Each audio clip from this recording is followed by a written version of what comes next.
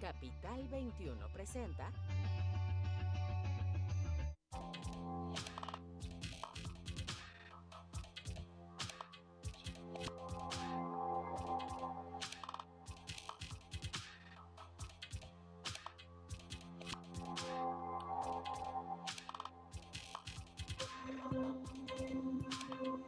Buenas noches, pues miren ustedes, hoy tenemos un programa dedicado ni más ni menos que a la crisis de basura plástica en el mundo. Yo quisiera iniciar pues con dos reflexiones que se acercan un poco a la literatura y, como a mí me gusta decir del periodismo, a la literatura en caliente. Imaginen ustedes un cuento de ciencia ficción donde de pronto unos seres de otro planeta, por supuesto, llegan a la Tierra y se encuentran que la Tierra se encuentra absolutamente inundada de basura plástica y que todos sus habitantes, todos, de alguna manera, tenemos en nuestros cuerpos restos de plástico. Bueno, esto que parece ciencia ficción no lo es tanto, es parte de la realidad. Otra escena de lo que puede ser esta literatura en caliente para hablar del problema de la basura plástica en el mundo. ¿Saben ustedes cuál es el espejo en que se refleja la sociedad de consumo? Pues ni más ni menos que el plástico. Esa es la realidad. Y bueno, para conversar sobre este tema de la basura plástica en el mundo, para ver qué es lo que ocurre en la realidad de nuestro país, para ver qué pasa con esta llamada ley de economía circular que se debate por estos tiempos en la Cámara de Diputados, hemos invitado a dos jóvenes investigadores, ecologistas comprometidos con este tema. Yo quiero agradecer mucho la presencia de Mariana Linares. Ella pertenece a Fronteras Comunes, Mariana, y además Mariana fue clave en la preparación de este programa. Mariana, bienvenida. Buenas noches, Víctor. Muchas gracias. Un placer estar contigo. Y bueno, un colega periodista, Alain Castruita, que corresponde a estas actividades de las nuevas generaciones de periodistas que no niegan su militancia con las causas justas y que se asumen como periodistas y como activistas de las causas como la ecología y la defensa del medio ambiente. Alain, bienvenido. Gracias por la invitación, un gusto estar aquí. Y bueno, Alain también es, ¿cómo llamarlo? Pues el corazón de una plataforma de comunicación que se llama No es Basura, una plataforma de comunicación que ustedes pueden encontrar como noesbasura.com. Así es. Así es. Bueno, y ahora vamos a empezar con lo que nos parece muy importante dejar asentado.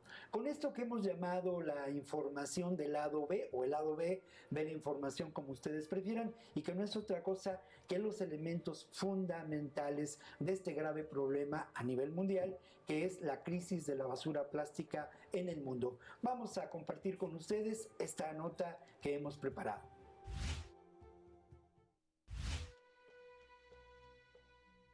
La era del plástico. Nos encontramos en la era del plástico, del consumo desaforado y el desecho. Somos una especie desechable. En el lapso que va de 1950 a 2017, se fabricaron poco más de 9,000 millones de toneladas de plástico, lo que equivale a más de 1 tonelada por cada persona viva hoy en el planeta Tierra. La paradoja de los plásticos. Son basura casi indestructible, formada por moléculas que se degradan en largos periodos de tiempo, lo que ocasiona su extendida presencia en el medio ambiente y en nuestros cuerpos con graves efectos en nuestra salud y contaminación en el medio ambiente. Un estudio realizado en la Universidad de Newcastle, Australia, en 2019, reveló que los humanos de esta época podemos llegar a ingerir hasta 5 gramos de plástico, lo que equivale a una tarjeta de crédito. El espejo donde se mira la sociedad de consumo es de plástico.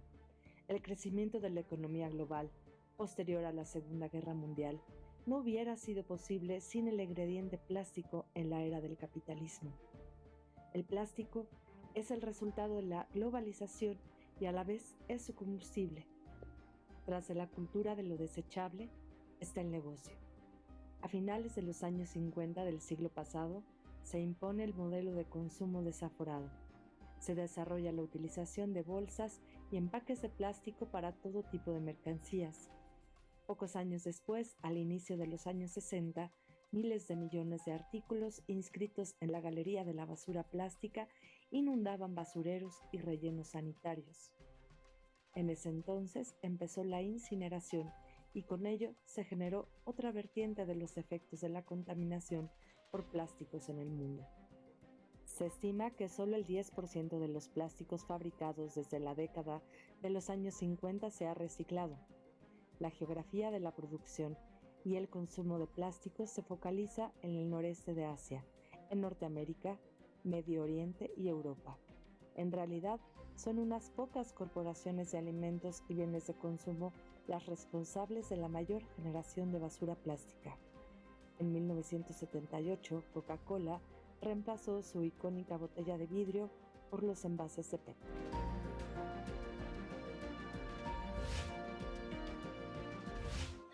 Bueno, y se suma también a esta mesa de reflexión en torno a la basura plástica en el mundo, a la crisis de la basura plástica en el mundo, José Manuel Arias. Él es, ¿cómo decirlo? También director, promotor, ambientalista, por supuesto, y pertenece a una asociación ecológica que es la Asociación Ecológica Santo Tomás. José Manuel, bienvenido a este espacio de especiales a fondo aquí en Capital 21, Juan Manuel. Muchas gracias. Buenas tardes, muchas gracias, Víctor, y gracias por la invitación. A tus órdenes. Bueno, pues aquí estamos y ahora yo quisiera iniciar esta reflexión pues preguntándole a Mariana qué es lo que desencadena, Mariana, esta producción masiva, profunda, terrible de plásticos en el mundo a partir de los años 50.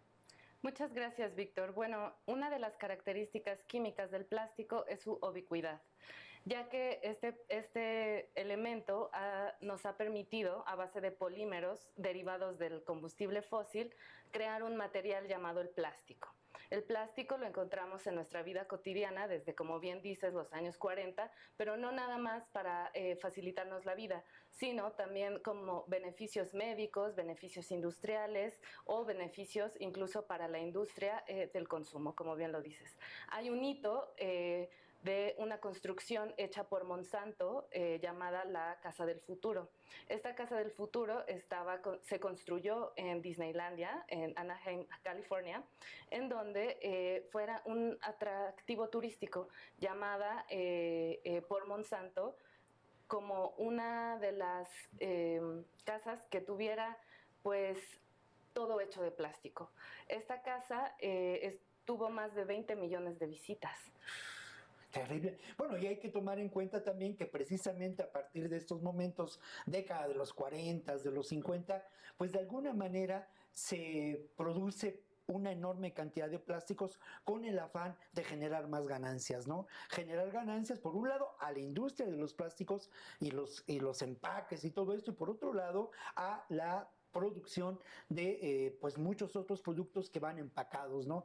Esta época es determinante, pero ahora, después de 50 años de esa historia, mi querido Alan Castruita, ¿qué es lo que ocurre en la realidad de México? Sobre todo, a mí me gustaría mucho hablar, claro, de la realidad urbana, pero también de la realidad rural, porque ahí también en la realidad rural, lamentablemente, encontramos esta abundancia terrible, esta inundación de un contaminante tan grave como pueden ser los plásticos.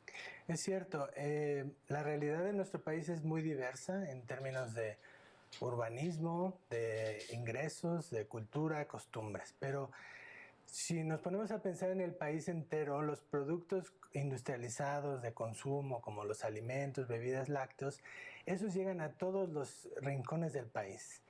Pero cuando ese artículo se consume y se convierte en basura, nadie los regresa de donde vinieron. Entonces, estamos ante un problema donde la diversidad geográfica de nuestro país hace que pocas comunidades y pocos municipios tengan las herramientas para poder gestionar los residuos que se generan en sus fronteras. Entonces estamos ante un problema que se ha ido acrecentando y que se acumulan los residuos plásticos en todos lados.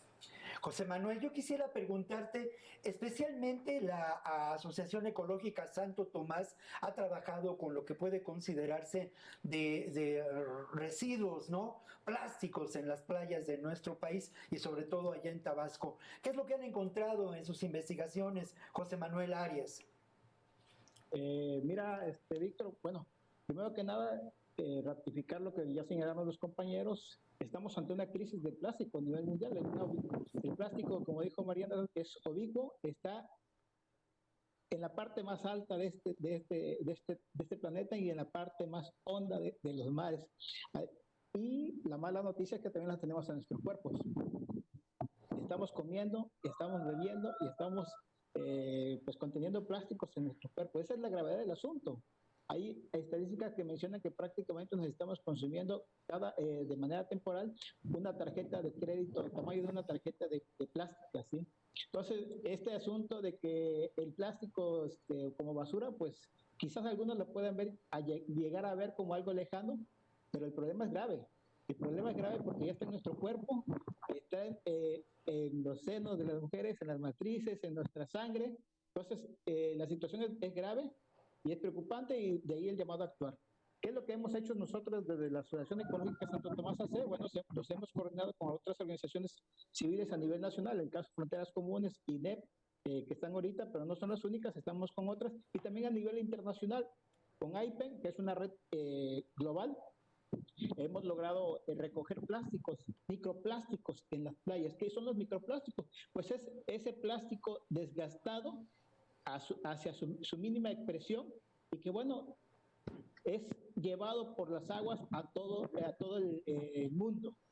Las playas de México no son la excepción. Las playas de Tabasco, frente al Golfo de México, hemos encontrado estos plásticos añadidos con contaminantes. El problema de los plásticos es que además de su componente todavía se le añaden más químicos para darle cierta manejo, durabilidad, resistencia a los rayos UV, entre otras. Entonces, bueno, la situación es problemática y nosotros hemos encontrado esto, y en el caso de Tabasco, pues esos microplásticos vienen acompañados con otras sustancias todavía peores. Una situación que francamente es grave, ¿no? Y porque genera, como lo hemos mencionado, graves daños a la salud. Mariana, Fronteras Comunes ha presentado recientemente un informe muy, muy importante, ¿no? Este informe que se llama Cuando la basura nos alcanzó, nos rebasó y nos sumió en el plástico, no, nada más se llama Cuando la basura nos alcanzó, ¿no? Entonces, yo quisiera, Mariana, de manera pues sintética, que nos señalaras los puntos torales de este informe tan importante de lo que ocurre con los plásticos en el mundo y en México, por supuesto. Claro que sí, Víctor. Como bien dices, el problema de la contaminación plástica es mundial, por lo cual incluso los organismos internacionales como la ONU o la UNEA, que se dedican a temas de medio ambiente, han generado nuevos tratados y convenios para regular el comercio transfronterizo de los desechos plásticos, porque sí, tristemente la basura ahora es una mercancía, por lo cual en este informe que nosotros hemos publicado desde el año 2020, pero al día de hoy ya nuestra investigación va a cumplir 2 años, tenemos información muy específica sobre el comercio transfronterizo de este residuo plástico. Generalmente se da a través de vía marítima, pero también entra vía terrestre y vía aérea a nuestro país. De eso vamos a hablar precisamente, ¿no?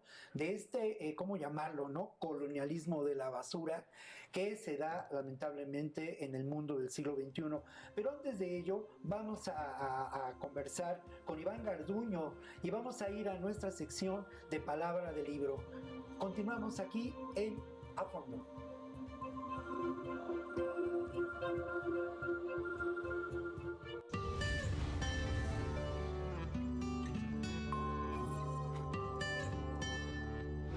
Iván, hoy tenemos francamente un libro por demás interesante, Operación San Mateo del Mar, crónica de una muerte. Así es, Víctor, muchas gracias. Buenas noches a todo el auditorio. Operación San Mateo del Mar, crónica de una masacre, nos cuenta y nos relata un suceso que el 21 de junio de 2020 ocurrió en esta población que está en la zona de Tehuantepec, en Oaxaca, donde 15 personas pierden la vida y 16 sobrevivientes son los que se encargan de consignar lo que encontramos en este libro.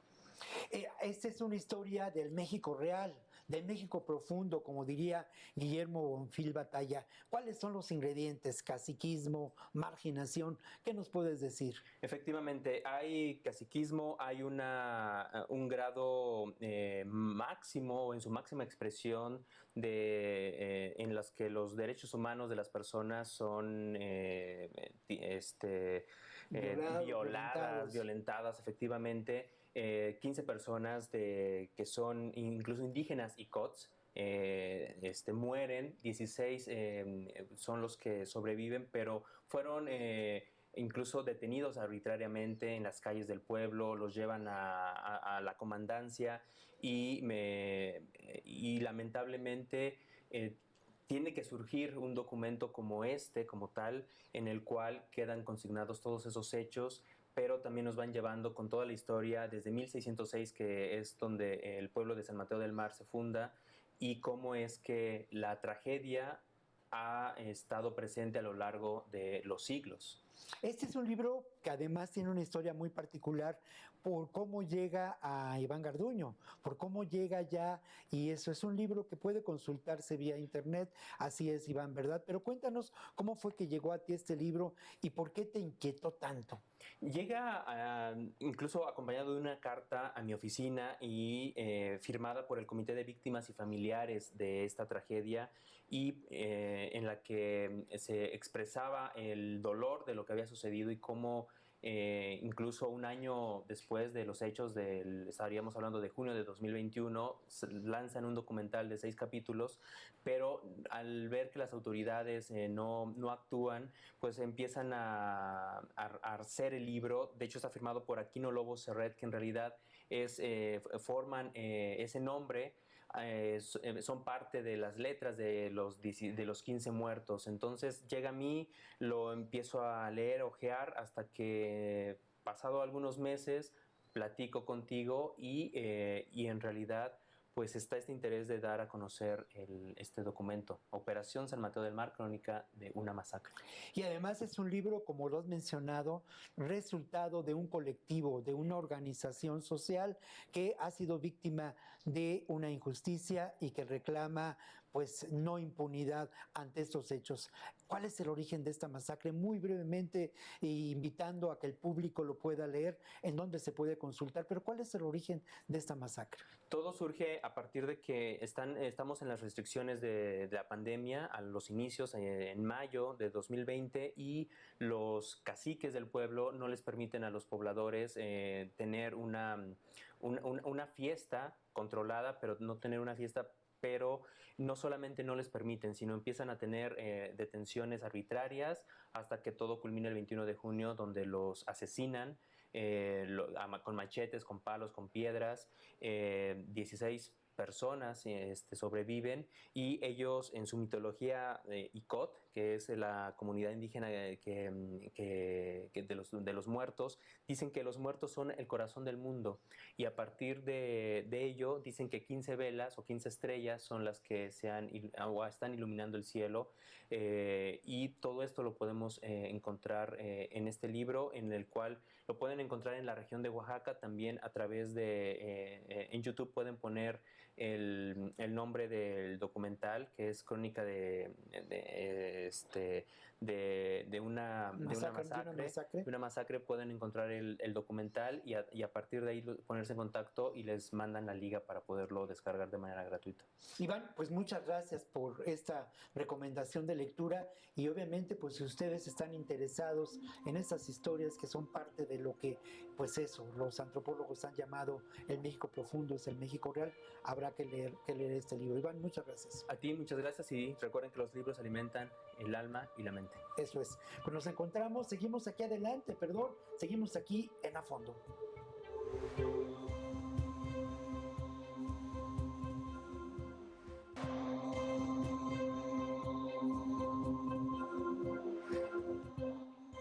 Bueno, ahora vamos otra vez a la información, al lado B de la información, y yo quiero compartir con ustedes esto que hemos titulado El colonialismo de la basura.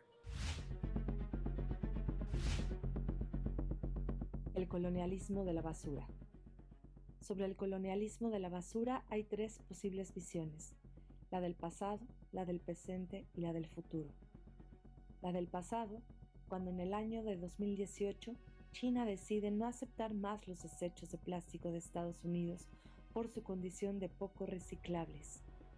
La del presente, cuando la importación de estos desechos a América Latina ha aumentado en más de 100% y tiene como uno de sus principales destinos a México. Y la del futuro, cuando nuestro país enfrente la exigencia de regular estas importaciones por la salud de sus habitantes, el cuidado al medio ambiente y los convenios internacionales que ha contraído. Algunos datos más bien conservadores hablan de la producción de 400 millones de toneladas de plástico producidos en el planeta. Repito el dato para que se pondere: 400 millones de toneladas de plástico producidos en el planeta. El 36% de estos plásticos están ligados a lo que consumimos: empaques, envases, botellas. De ellos, solo se recicla el 19%. El resto termina en vertederos, en basureros y en los mares del mundo. Según los datos contenidos en el informe Cuando la basura nos alcance, en el que participan organizaciones como Fronteras Comunes, la Academia Mexicana de Derecho Ambiental, Greenpeace y Acción Ecológica, México es el principal destino en Latinoamérica de los desechos plásticos generados en Estados Unidos, seguido por El Salvador y Ecuador. De acuerdo a datos obtenidos por la organización The Last Beach Cleanup del Departamento de Comercio de Estados Unidos, la mayoría de los desechos plásticos que llegan a México proceden de California y cruzan la frontera en camiones por San Diego y Tijuana. La mayoría de estos desechos son incinerados. De los otros, no se sabe su posible destino. Lo cierto es que todos estos desechos provocan severos daños a la salud de nuestra población. El colonialismo de la basura del siglo XXI está documentado por más de 800 organizaciones medioambientalistas pertenecientes a la red de la Alianza Global para Alternativas a la Incineración, que se extiende por 90 países en el mundo.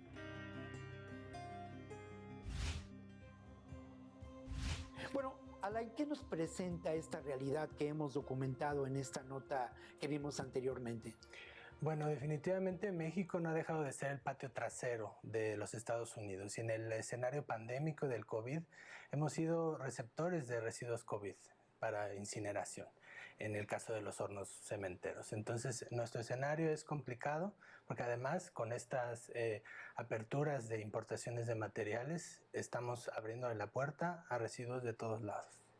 Eso es terrible. Mariana, ¿qué pasa con, pues hay muchos de estos desechos plásticos que terminan incinerándose, muchas veces de manera, pues, ¿cómo llamarlo? Y eso ya lo discutiremos después, a una legalidad o a una ley que tiene que discutirse, ¿no? Pero hay otros muchos que no sabemos qué ocurre.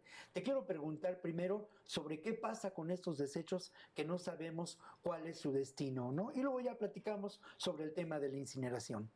Claro que sí. Mira, nosotros somos un equipo de investigadores y ambientalistas con una amplia trayectoria y experiencia en la investigación, en la búsqueda de este tipo de datos. Quiero decirte, Víctor, que estos datos son difíciles de encontrar. A este tiempo, a 50 años de este material, los datos sobre el plástico todavía son muy difíciles de acceder. Nuestras grandes bases de datos mexicanas tienen muy poca información. Nuestras investigaciones se basan más en bases de datos de Estados Unidos y también de América Latina. Es decir, el problema de la basura plástica no solamente es un problema para México, es un problema para nuestra región de América Latina y el Caribe. Por otro lado, tu pregunta sobre qué pasa con todos estos residuos es que muchas veces la industria nos muestra unas falsas soluciones. Sabemos y conocemos que el plástico se puede reciclar, pero existen 7 tipos de plásticos y no todos se pueden reciclar de la misma manera, por lo cual algunos se incineran. Para nosotros, la incineración es una falsa solución, es decir, que la incineración ni el reciclaje solucionan el problema del plástico. El verdadero cambio para la solución del problema de plástico es la reducción de su fuente de producción y también un cambio de narrativa y un cambio de ideología ante el uso que le damos en nuestra vida diaria. Un cambio de manera de ver el mundo, ¿no? Y eso es muy importante. Nos encontramos lamentablemente en una sociedad del desecho, ¿no? Y esto es muy grave. Castruita, no sé si podrías agregar algo, Alan Castruita, en términos de esto. ¿Qué pasa con los desechos plásticos de los cuales no sabemos su destino? ¿Terminan en dónde? Bueno, existe una presión internacional y México no se ha logrado zafar de ello, de modificar los marcos legales de los países que permitan abrirle la puerta a los hornos cementeros, por ejemplo, para incinerar, quemar o coprocesar los residuos que pareciera imposible de minimizar de otra manera. ¿Qué quiere decir? Que los hornos cementeros ahora se van a encargar, como parte de un negocio o de un modelo económico depredador, de quemar residuos a gran escala. Eso es. ¿Estás por ahí, José Manuel Arias? ¿Estás con nosotros todavía aquí en el Zoom? José Manuel, la pregunta sería, ¿qué tan grave son los daños a la salud que se dan en nuestro país por efecto de esto que estamos comentando y que hemos visto desde diferentes aristas y perspectivas, José Manuel? Víctor, primero que nada pediría que me permitieras comentar o explicarle un poco a tu auditorio la situación en lo que dijo Alain, que nos estamos convirtiendo en el patio trasero de Estados Unidos. De entrada, comentarte que lo que dijo Mariana es cierto. La investigación que hicimos en el año 2020, lo único que confirmó es la inexistencia de información por parte de las autoridades mexicanas, la Semarnat y la Profepa. Te quiero comentar que el dato más exacto que encontramos sobre la importación de plásticos de los Estados Unidos a México, y es un dato de una organización de California. ¿Sí? Nada más decirte que el dato que proporciona Semarnat y Profepa en relación a las importaciones de plásticos a México es una décima parte de lo que nada más California reporta como envío a México. Nada más para que veas la dimensión de la situación, el desconocimiento de nuestras autoridades y la poca importancia que se le está dando a este asunto. Y también, permíteme por favor, comentarte algunos datos muy importantes. La importación de plásticos en México se ha duplicado del año 2015 al año 2021. Estos son parte de nuestros resultados del seguimiento que hemos estado dando ahora con la entrada en vigor de la enmienda de plástico del Convenio de Basilea, que se supone iba a ser una palanca o un obstáculo para tratar de que México se siguiera convirtiendo en el patio trasero de los Estados Unidos. Iba a ser un impedimento, así lo vimos nosotros como organizaciones civiles. La realidad tiene otros datos y en la que nos estamos confirmando que esto es una política pública de alto nivel. El propio presidente de la República, Andrés Manuel López Obrador, enviándole una carta al Senado de la República el 12 de agosto del año 2020 diciéndole: el Convenio de Basilea, bienvenido sea, porque entre sus exigencias señala la importancia de que los residuos plásticos sean tratados en zonas cercanas. Entonces, eso lo traduce al tabasqueño él y dice, bueno, nosotros somos cercanos a Estados Unidos. Bienvenidos sean los plásticos porque ellos nos van a reactivar la economía, ¿sí? Entonces, de ese nivel nada más, y los datos lo confirman, de 58,000 toneladas que importamos en el 2015, estamos importando 130,000 toneladas a septiembre del año 2021. Se duplicó en estos años de importación. La enmienda de plástico que consideramos pudiera regular o cuando menos obstaculizar un poco esto, pasó por las noches aquí en México. Y déjame decirte que el principal país que envía plásticos a México pues es nuestro vecino del norte, Estados Unidos. El 94% de los plásticos que hemos recibido del año 2015 al año 2021 viene de Estados Unidos. ¿Sí? Igual, en este mismo periodo de años, la importación de plásticos de México, de Estados Unidos, de Estados Unidos, o el plástico que Estados Unidos envía a México, se ha duplicado en estos años del 2015 al 2021. Entonces, es preocupante lo que decía Alain, nos estamos convirtiendo o ya, pues lamentablemente continuamos siendo el patio trasero de los Estados Unidos, cuando menos en materia ambiental. Y bueno, lo que tú señalabas, ¿qué puede ocurrir esto? Una de las cosas que más nos preocupa a nosotros es la incineración de residuos. Provocan la generación de dioxinas y furanos. Eso ya no hay discusión ahí, son cancerígenos. Es nada más para darte un ejemplo a lo que nos están exponiendo nuestras autoridades en México. Existe esta realidad, José Manuel, y obviamente es una realidad por la que pues nos preocupamos, y precisamente la razón de la realización de este programa es poner sobre la mesa y compartir con nuestras audiencias estos temas, estas reflexiones. Bueno, y ahora yo quiero decirles a ustedes y también a nuestro público que estamos muy contentos porque estamos de estreno, y ni más ni menos que vamos a estrenar una sección dedicada al cine, que ya hemos tenido algunas emisiones anteriores de ella, ¿no? El cine, lo audiovisual es muy importante, ¿no? Uno de los grandes vehículos de comunicación en este momento y de reflexión también. Y ni más ni menos que esa sección la realiza nuestro amigo, que es también el productor de este programa, Igor Eishin. Vamos a esa sección y continuamos.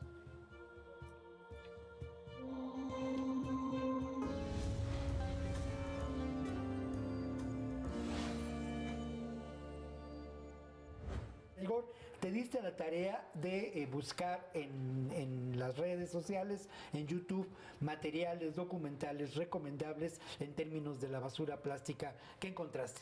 Sí, fíjate que estuve viendo este tema y encontré 3 documentales que creo que son importantes que podamos revisar, si tienen el tiempo, ¿no? El primero del que voy a hablar se llama The Story of Plastic. ¿Sí? Es una directora, Deja Schlossberg, ¿no? Esta es una película del 2019, justo antes de pandemia. Y creo que es bueno verlo primero, porque da una visión general de lo que es la historia del plástico, ¿no? Entonces, el plástico más o menos, voy a comentar un poco de lo que habla este documental rápidamente para no extendernos. Habla de cómo el plástico empieza en 1940, más o menos como el boom del plástico, como algo mágico, ¿no? O sea, como no se degrada nada y puede ser infinito. Que de hecho vemos que el plástico, por eso tenemos el problema actualmente del plástico, que no se degrada. Entonces, desde el primer plástico que se ha fabricado hasta el momento, sigue existiendo ese primer plástico. Entonces, nos va llevando por esta historia del plástico, que es bien interesante, porque los industriales que generan el plástico, cuando el exceso por ahí de los años 1980, dicen que la basura plástica no es responsabilidad de ellos, sino que es responsabilidad de los gobiernos el no saber manejar la basura plástica. Entonces empieza todo este proceso del reciclaje. Ahora, yo creo que este documental habla precisamente de eso, del reciclaje. Y algo de lo que maneja algunas cifras que a mí me parecen bastante interesantes y bastante impactantes, porque hablan de que el reciclaje es relativamente, digo, no quiero que se escuche mal, pero pareciera que fuera un mito. ¿A qué se refiere este documental con que es un mito? Voy a dar las cifras que encontré en el documental porque creo que son bien importantes. Primero, es que la mitad del plástico que existe en este momento en el mundo se ha producido en los últimos 15 años. ¿Sí? De ese plástico, el 91% no ha sido reciclado. Entonces, esto se genera que sean 400 millones de toneladas métricas. Yo no me imagino qué cantidad es eso, ¿no? O sea, 400 millones de toneladas métricas. Sí. Es una barbarie. Ahora, ¿cuál es el problema del reciclaje? Que esta es la parte importante, que hasta aquí voy a dejar este documental para que lo puedan ver. Esto lo pueden encontrar en redes sociales, tienen que buscar, en español no está, se encuentra en inglés en este momento, ¿sí? Pero hay que buscarle, rascarle y lo van a poder encontrar. A menos que tengan Amazon, pero en la sección norte. En nuestra región no está en Amazon Prime. Entonces, ¿qué es lo que a mí me impactó mucho? Que maneja estas cifras. Dice, el 32% de este 100% de plástico que se podría reciclar, bueno, del plástico en general, no ni siquiera el reciclado, el 32% se desecha en el medio ambiente, en general. El 40% va a rellenos que están en la tierra, es decir, ese plástico se entierra, el 40%. 14% es incinerado, es decir, metemos el plástico a hornos y va para arriba, al cielo, ¿no? Eso respiramos. Luego tenemos un 14% al que resta, que es reciclado. Solo el 14% del 100% se recicla. Pero ahora resulta Que el plástico que se recicla, ellos llaman que solo hay un 2% que se llama reciclado efectivo. Es decir, ese plástico que reciclas se convierte solo en algo útil el 2%. Lo demás vuelve a generarse un proceso que regresa a ese inicio. El 32% al ambiente, el 40% al relleno y el 14% otra vez se incinera. Es decir, ese es el problema del reciclaje. Claro. Entonces tenemos un severo problema con los plásticos. Con los plásticos. ¿Sí? Y obviamente eso nos deja sin lugar a dudas un grave problema de deterioro al medio ambiente y de problemas a la salud. ¿Qué más encontraste? Mira, Igor? busqué otros dos, después de haber visto este, dije a ver qué más hay, porque creo que estos dos que les voy a dar brevemente los pueden encontrar en YouTube sin ningún problema. El primero se llama Isla de Plástico, que es una mirada local a un problema global. Este documental habla específicamente de lo que es la isla de Santo Domingo. Es decir, cómo la isla, de República Dominicana, perdón, cómo la isla está cubierta de plásticos. Terrible. Lo que es República Dominicana y Haití, ¿no? Porque es la misma isla. Entonces, cómo todo este plástico se ha ido acumulando, tanto en los litorales como en todos los cauces que van por dentro de la isla. Es una cosa terrible de ver, y justo no encuentra una solución, ¿no? Claro, impactante. Es impactante, ¿no? Ver cómo un lugar, ¿no?, que es paradisíaco, en realidad está lleno de plástico. Y no es ciencia ficción. No, es un documental. Este es del 2018. Del 2018. ¿Y qué más? Y el último, que creo que también vale la pena ver, se llama Océanos de Plástico. Ya con el nombre dice claro, todo, ¿no? Es decir, la contaminación de plástico en los océanos. También es una cosa terrible de ver, porque la devastación marina a través del plástico es impresionante, ¿no? Entonces, si tienen ganas de deprimirse un rato, pueden ver cualquiera de estos documentales, y la verdad es que no sé cuál sea la solución a los plásticos. Es terrible, pero en eso estamos, Igor, y obviamente parte de esa solución se genera a partir de reflexionar sobre estos temas. Igor, bienvenido como colaborador. Muchísimas gracias. Con esta sección sobre cine, sobre cultura audiovisual que está a tu cargo. Muchas gracias, Igor, y gracias por todo el esfuerzo para la realización y la producción de A Fondo, Igor. Muchas gracias. Muchas gracias, Víctor. Bueno, y continuamos aquí en A Fondo, nos vamos a un corte y seguimos adelante.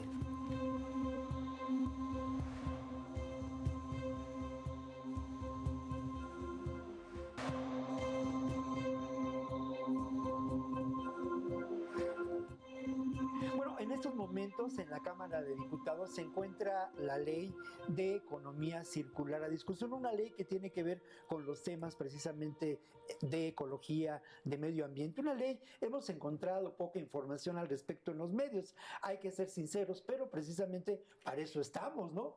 O sea, para poner sobre la mesa los temas que no se discuten en otros espacios. Y yo le quiero preguntar a José Manuel Arias, ¿qué representa esta ley de la economía circular? Sobre todo, José Manuel, en términos de regulación de los plásticos de un solo uso. ¿Qué nos puedes decir? Mira, Víctor, yo creo que hay mucho que decir en relación a esta nueva legislación que se quiere crear aquí en México y que lamentablemente, pues en un gobierno de izquierda, una mayoría de izquierda aquí en México, se sigue haciendo las simulaciones en el Poder Legislativo. Esta ley de economía circular ya fue aprobado en el Senado de la República. Sin embargo, viene mocha, por así decirlo. Nada más te voy a dar un ejemplo. La parte de esta ley intenta insertar en nuestra legislación mexicana la responsabilidad extendida del productor. Sin embargo, no lo están haciendo como debe ser. Lo que ellos manejan es una responsabilidad compartida entre usuarios, empresas y gobierno, ¿sí? Como ha venido haciendo, y en la cual es el ciudadano común y corriente, el ciudadano de a pie, el que está subsidiando al día de hoy a los empresarios, porque son los generadores de residuos plásticos los que tienen que hacerse responsables de esos residuos plásticos, pero lamentablemente el Senado optó por protegerlos y optó porque sean los municipios los que continúen manejando estos residuos y con cargo al ciudadano. ¿Qué es lo que la otra es? Entonces esta parte es la responsabilidad extendida del productor, que no es algo nuevo, ya ha sido, pues hay experiencias en Latinoamérica en la cual, bueno, se obliga al empresario, al generador de residuos, al productor de residuos, perdón, a que se haga cargo de sus residuos. ¿Y cómo? Pues tiene que ponerle recursos, no hay de otra. ¿sí? Eso nada más, esa parte la dejaron afuera. Esa parte es la que estamos exigiendo como organizaciones de la sociedad civil, que la Cámara de Diputados le inserte. Sin embargo, como vemos también el asunto en la discusión que se está dando en la Cámara de Diputados, es lamentable la forma en la que se continúan los vicios que se criticaron en sexenios anteriores.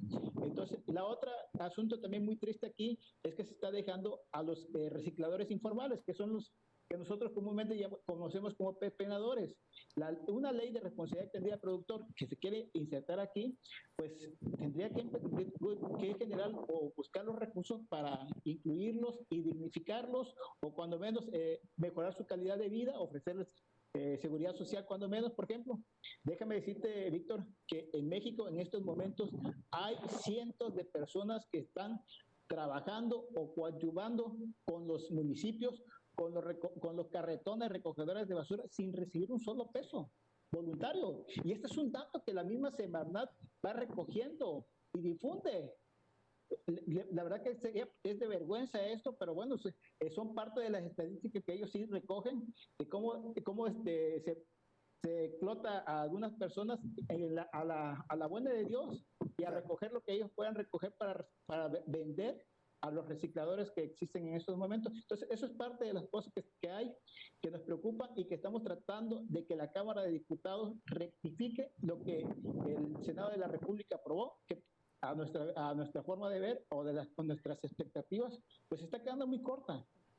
Y otro ejemplo que también es importante decirte, una ley de economía circular, nada más por principios de lo que es la economía circular, no puede insertar la incineración de residuos, la termovalorización, como ellos le llaman ahora, el reciclaje energético y otras cosas. Eso va en contra de la economía circular, nada más por simple lógica. Y eso lo han aceptado los mismos promotores de la economía circular en el mundo. Sin embargo, aquí en México, pues parece que eso no llega o no quieren escuchar esas cosas.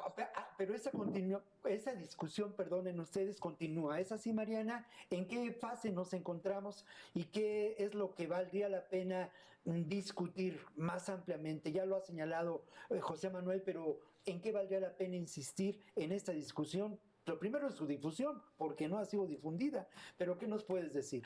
Claro que sí. La discusión de esta nueva Ley General de Economía Circular se encuentra en manos de dos comisiones de la Cámara de Diputados, la Comisión de Medio Ambiente y Recursos Naturales y la nueva comisión creada que se llama Nueva Comisión contra el Cambio Climático. Entonces, esta nueva ley de economía circular todavía está en discusión, por lo cual queremos invitar a la sociedad civil, ya que habrá un espacio para un parlamento abierto a mediados de julio. Nosotros, por medio de Fronteras Comunes, somos un lazo, un conductor para ponerlos en contacto con estas comisiones y poder abrir las puertas a, como bien decía José Manuel, la voz de los recicladores y pepenadores, no solamente de la Ciudad de México, sino de todo el territorio nacional. Esta ley... Antes de eso, ¿a dónde podría recurrir la gente? Tu correo electrónico, Mariano, el correo electrónico de Fronteras Comunes, para la gente que quiera participar en esta discusión y en este foro abierto, ¿no? Claro que sí, Víctor. Bueno, pues en Fronteras Comunes tenemos un Twitter que se llama @fronterascord, como coordinación, pero termina en la D, y mi correo electrónico es linaresmorales.m@gmail.com. Entonces ahí es donde ustedes me pueden escribir y directamente los enlazaré para participar en este cuarto Parlamento abierto de la discusión de esta ley. Enfatizo en que sí estamos muy interesados en que organizaciones de pepenadores o recicladores puedan ser parte y sus voces sean escuchadas. Eso es muy importante. Alain Castruita, para cerrar este tema, y es una reflexión que te invito a hacer un poco para cerrar este capítulo de A Fondo, hoy es la noche. Pero este es un asunto de todos, el asunto medioambiental. ¿Qué tan importante? ¿Cómo lo tenemos que asumir? ¿Cómo lo ves tú como periodista, como activista, ambientalista, este tema, no? Es un problema de todos, a todos nos atañe. Es un problema de todos, los residuos están en todos lados y esta ley muestra a un Estado debilitado que se ha dedicado únicamente a facilitar para que la iniciativa privada sea la que dicte el marco legal. que tienen que ver con el ambiente. Entonces, esta participación de todos debe suplir y debe complementar lo que el Estado no está resolviendo. Entonces es un momento de ahora que si no lo hacemos estaremos empeñando nuestro país en por lo menos 30 años para poder revertir las consecuencias si esta ley pasa como está escrita hasta el día de hoy. Eso es, me parece fundamental. José Manuel, yo quiero agradecerte también tu participación en este programa, agradecerte pues esa información que nos has proporcionado. Y una última pregunta, José Manuel, que tiene que ver con esto, y yo quisiera insistir en ello. ¿A qué nos toca a nosotros como ciudadanos, como personas que en una mera elección de consumo, pues tenemos una elección política? ¿Cómo ves este asunto, José Manuel? ¿Qué nos toca hacer a todos nosotros? Pues, Víctor, muchas cosas. Yo creo que lo que acabas de señalar, e incluso esta iniciativa que tú estás impulsando en estos momentos, es importante y es una de las primeras cosas que tenemos que hacer como ciudadanos. Informarnos y lamentablemente creo que vamos a encontrar muchas cosas preocupantes y que eso puede ayudarnos a empujarnos para cambiar esta situación. Ya lo dijo Alain, estamos en la vida, el poder económico en este momento está incluso sobre la vida. Así de sencillo, no hay más. Entonces, lo que podamos hacer para revertir esta situación, y ya no nada más para nosotros, sino para los que vienen atrás. La situación ahorita es grave y va a empeorar, lamentablemente. Entonces, y la otra, bueno, tenemos un andamiaje legal que parece ser que nuevamente está o sigue obedeciendo al poder económico. Y bueno, como sociedad, todo lo que podamos hacer es importante para tratar de incidir y que estas propuestas legales o simulaciones legales, que creo que es la palabra adecuada, pues no prosperen. Hay que exigirle a nuestros representantes populares que estas situaciones que solamente vienen a empeorar nuestra salud y nuestro medio ambiente, pues no deben pasar. Claro, eso es, José Manuel, muchas gracias e insisto por la información, por tu trabajo y por tu convicción, José Manuel, también, que es enormemente importante. Alan Castruita, muchas gracias por habernos acompañado en esta emisión a fondo. Y un agradecimiento especial a Mariana Linares, con que hemos trabajado ya en otras ocasiones algunos reportajes, pero Mariana fue determinante para los contenidos de esta emisión a fondo. Muchas gracias, mi querida Mariana. Y obviamente seguimos adelante, seguimos trabajando juntos, porque para eso es la televisión pública, para abrir un espacio de debate y reflexión, pues que no se abren otros medios, ¿no? Con temas como esto, como la crisis de la basura plástica en el mundo. Y ahora, pues vamos a ir a celebrar la música con Aramara.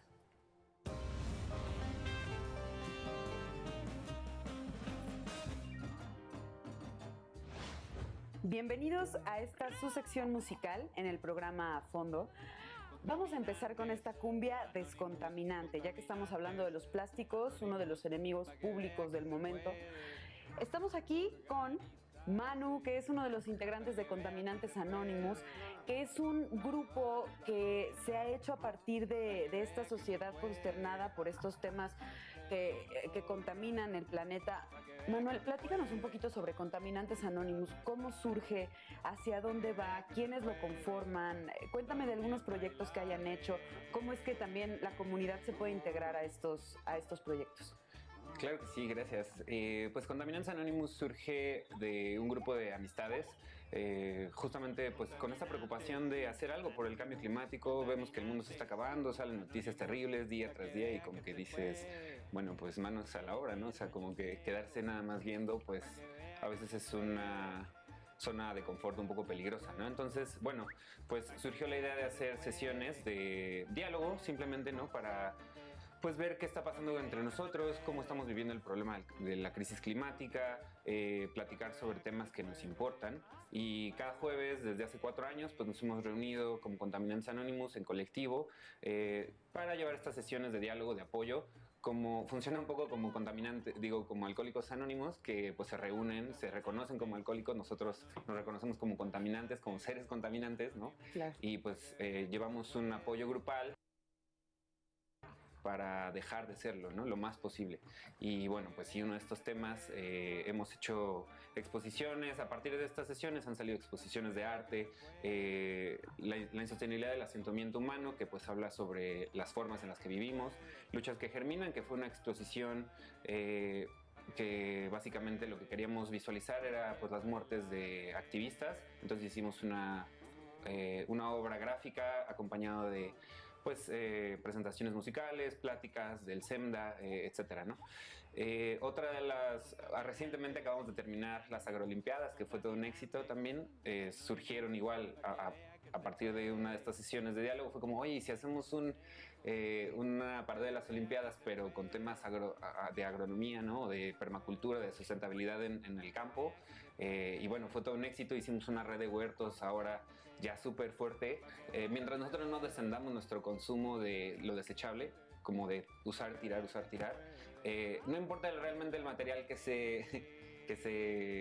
sea, el problema va a ser el mismo, ¿no? O sea, pasa lo mismo con las botellas, pasa lo mismo con las bolsas, pasa lo mismo con los bioplásticos, ahora tan de moda, ¿no?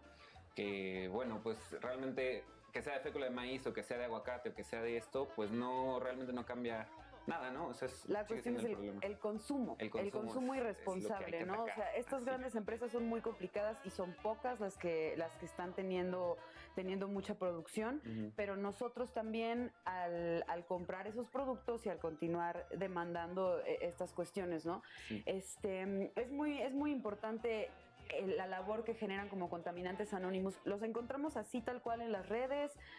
Tienen también una estación de radio, un programa de radio. Sí, ¿dónde los encontramos? Tenemos Radio Nopal, es quincenal, ahí llevamos invitados de todos los temas, todo es ambiental obviamente, es variadísimo, todos los programas se suben en Mixcloud y ahí está Radio Nopal, Y en Contaminantes, aquí encontramos todo, ¿no? O sea, sí, cualquier persona que quiera buscarlos, que se quiera sumar a esta iniciativa, están ustedes en internet y se están organizando. Muchísimas gracias, Manuel. Gracias a ti, Manuel. Que vea que se puede. Bueno, pues solamente para agradecer, como dirían los clásicos, el favor de su atención. Una última frase que retomo del principio de esta emisión de A Fondo. ¿Cuál es el espejo en que se refleja la sociedad de consumo y la sociedad desechable? Ni más ni menos que la basura plástica. Nos encontramos en la próxima emisión de A Fondo, aquí en Capital 21.